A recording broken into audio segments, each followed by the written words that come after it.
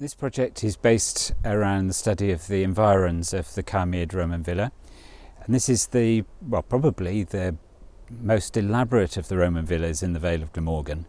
And although the villa itself's been looked at several times, excavations in the 19th century and 3 occasions in the 20th century, the setting of the villa hasn't really been examined until recently.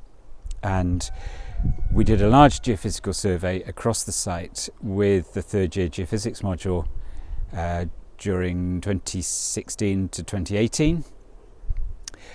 But the geophysics only provides you with the spatial distribution of features. It doesn't tell you anything about the ages.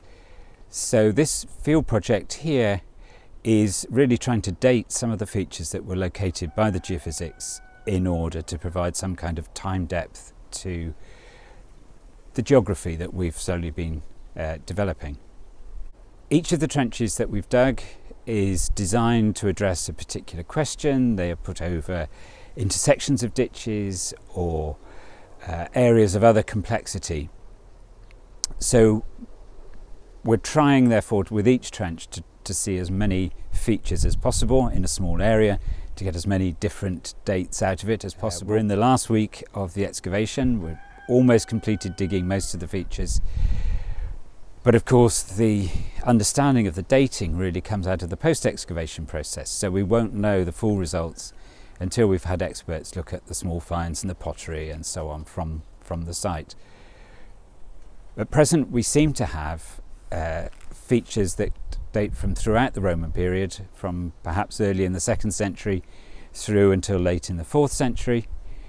And we have a little bit of medieval activity as well. So we hope that once all the data is synthesized, all the excavation data comes in, and we can see which feature is later than which in each of the trenches, and marry that together with the pottery dating, that we will end up with a more detailed understanding of what's happening across this area.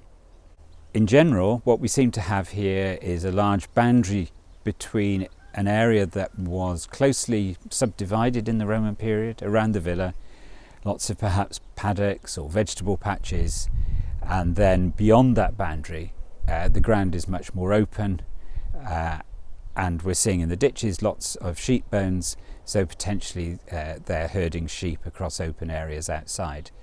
And that's the sort of thing that we want to be able to pull out of this in due course, is how the land was being used, when, and so how that land use developed during the Roman period.